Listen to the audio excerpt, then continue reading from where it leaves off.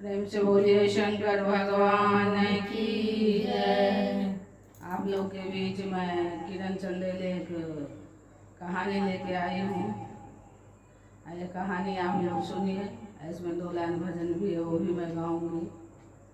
ये बहुत प्यारा है। प्यारा क्या, समझने वाले के लिए है। बहुत दर्द भरा हुआ है। जिनके साथ औलाद क्या कर रहे हैं, माँ बाप औलाद के लिए क्या कर रहे हैं। तो आइए हम कथा शुरू कर रहे हैं, आप लोग इसे सुने। प्रेम से बोलिए शंकर भगवान की जय। एक गांव में एक बूढ़ी रहती थी। दोनों मियाँ बीवी, उनका एक लड़का था। तो बेचारी अपना मजदूरी करके उस लड़का को पढ़ाया लिखाया, हर कुछ किया। जब पढ़ लिख के वो लड़का अफसर बना तो विदेशों में गया तो वहाँ वो शादी कर लिया। तो काफ़ी टाइम हुआ तो वो घर नहीं आया। तो हर माँ बाप है जो अपने बच्चे के लिए तरसते हैं। तो उसकी माँ रो रो के बिस्तर पकड़ ली, जो हमारे बेटा हमारे पास नहीं है। मन कर रहा है जो अपने लड़के को मुँह देखे। लेकिन 5 साल हो गया था, वो लड़का घर नहीं आया।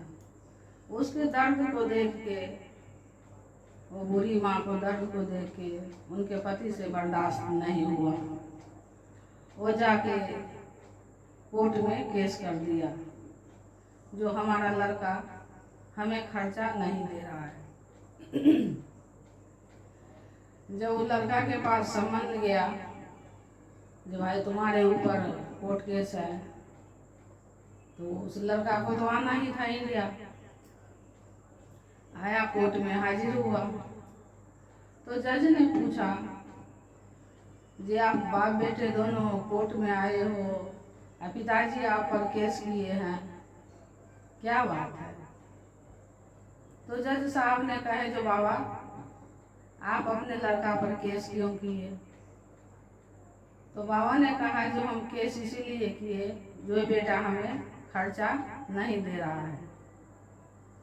तो बेटा बोला कोर्ट में, जे पिताजी कितना खर्चा चाहिए? तो बाबा ने बोला, जी मात्र 100 रुपये मुझे चाहिए। तो जज साहब हंसने लगे और कहे, जो 100 रुपये मात्र चाहिए? तो हाँ जज साहब 100 रुपये चाहिए। बेटा उठ के बोला, जे पिताजी हम 10,000 रुपये देंगे महीना में। तो जज साहब कहे, जे तुम 100 रुपये मांग रहे हो, तुम्हारा लड़का तो तुम्हें 10,000 रुपये दे रहा है।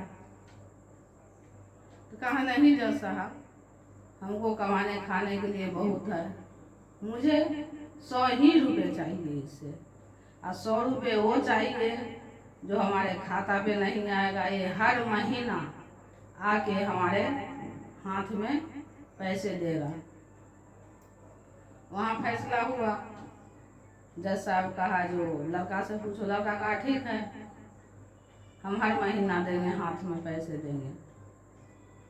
तो जज साहब कहे, जो सुनो एक बात और पूछ रहे हैं, ये 100 ही रुपये के लिए तुम कोर्ट केस क्यों किया? तो कहा, साहब औलाद है तो माँ बाप भारी हो जाता है, लेकिन माँ बाप के लिए औलाद भारी नहीं होता है।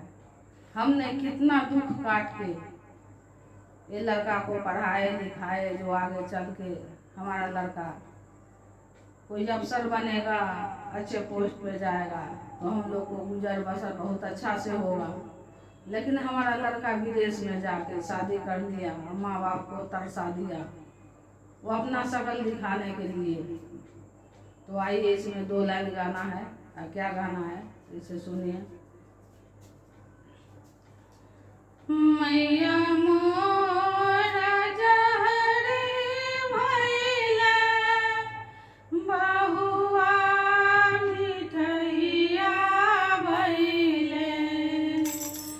मैया मोरा जहरे भइले, बहुआ मिठैया भइले। किया हो